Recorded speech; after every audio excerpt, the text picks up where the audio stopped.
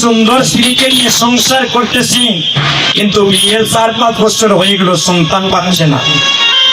এমন ঘটনা ঘটে মা। আর কেউ দেখবেন ঘুরে ঘুরে থাকে, তার দেখবেন মহাপ্রভুর কৃপায় 2-4টা ছেলে মেয়ে সন্তান আছে। তাই বললেন কাউরে দিলায় 10টা সন্তান, তার জায়গা সম্পদে নাই। আবার কাউরে দিলায় কলির যুগে কোটি টাকার মালিক করিয়া, এই কলির যুগে তার একটাও সন্তানই নাই। টাকা পয়সা ধন সম্পত্তি তুমি দিলায় বেশি করে,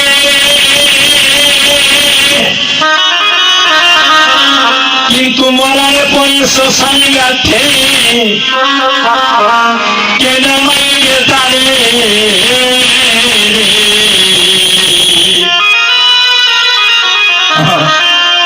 কেন কেলিছ দয়ালে রে, ওরে দয়াল। লীলা চমৎকার, তোমার লীলা বোঝা চমৎকার।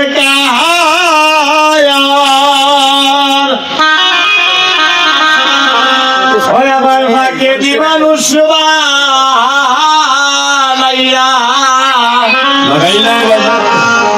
তুমি লাগাইলা বাজার গো,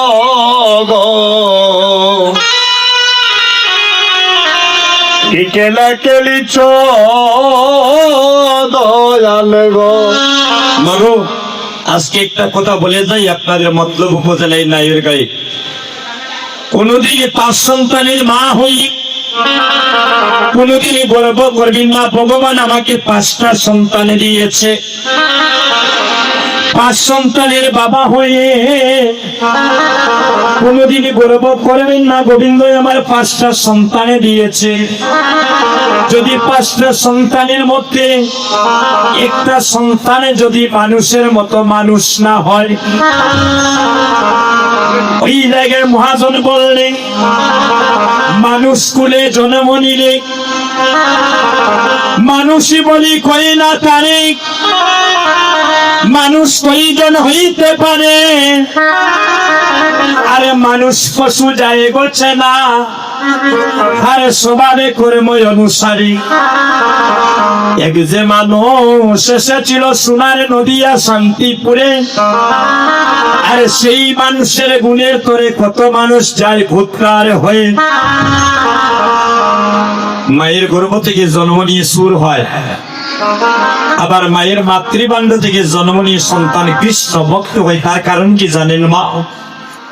আমরা আপনাদেরকে বলে দিচ্ছি, আগামীকাল থেকে কোনো মায়ের ঘরে এই কথাটা শুনবেন, যদি বলে যাই বলবেন আমাকে। একটি কথা বলে যাবো, একটা মন্ত্র আপনাদেরকে দিয়ে যাব।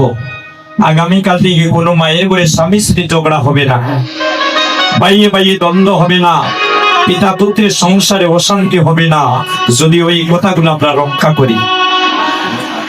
ওই জায়গায় মহাজন বললেন তুমি কাউরে রাখো 10 তলা বিল্ডিং গে, কেউ তাকে গাছ তলায়,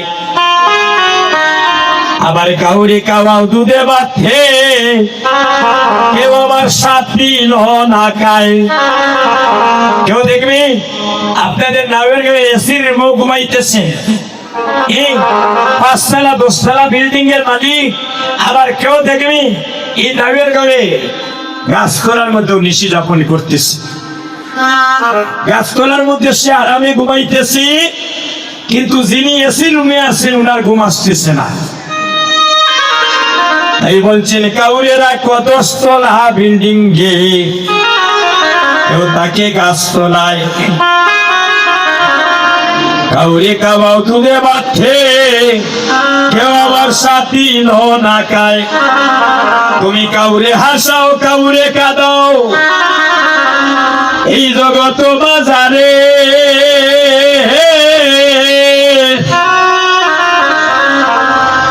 আরে তোমার পারে মহিমাও কে বুঝিতে পারে।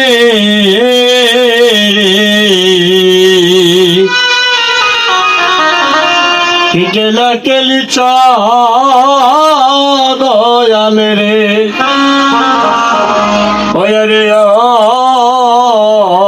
দয়াল রে তোমার লীলা বোঝা চমৎকার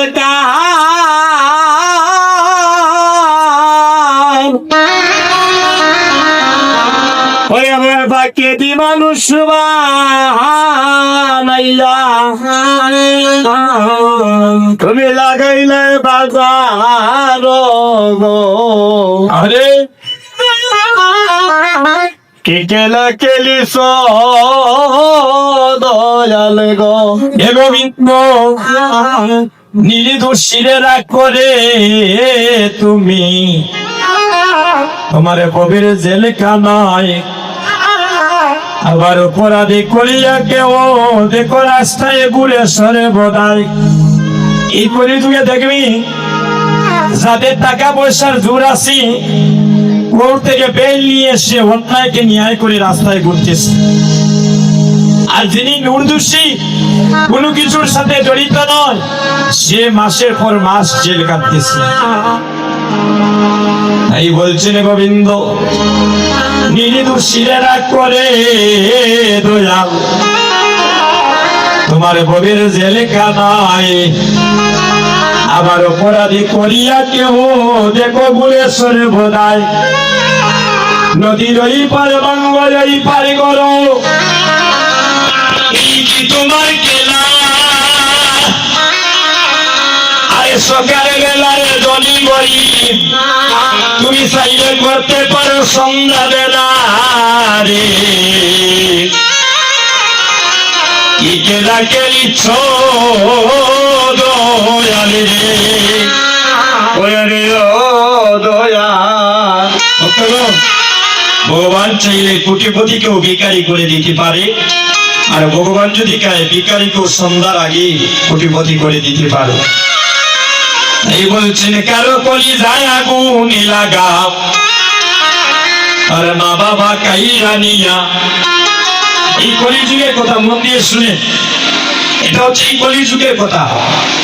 তুমি কারো কলি যায় আগুন লাগাও আর মা বাবা কাইরা নিয়া, আরে কাউরে কোনো জনমে দুঃখী আরে কুলের সন্তানে কাইরা নিয়া, কাউরে কোনো চির দুঃখী তার স্বামী কেড়ে নিয়া,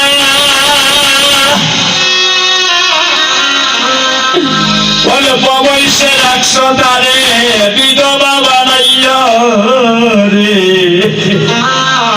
কি কেলা কেলিস দয়ালে রে ওরে দয়াল তোমার লীলা বোঝা চমৎকার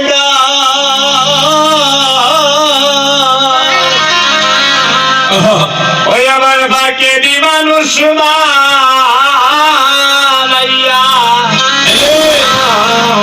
তুমি লাগাইলে বাজার গো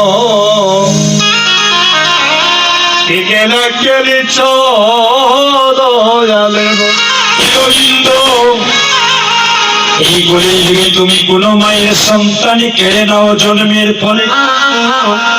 এই কলিযুগে এমন সন্তান আছে জন্মের পর তার মাকে হারিয়েছে, মায়ের বদন দর্শনে করে নাই। এই কলিযুগে এমন সন্তান আছে বাবা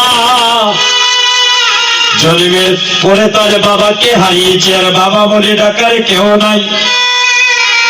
তুমি কখনই কাউরে হাসাও কাউরে কাঁদাও, তবে তোমার চরণে হে প্রাণনা আমাদের সকলে ভক্তের নিবেদন। তুমি যদি আমার একে মানবপুরে জন্ম দিলে, আমরা কোনো রাজারে ঘরে কোনো দুলালের ঘরে জন্মে চাই না, আমরা কোনো কোটিপতির ঘরে জন্মে চাই না প্রাণনা।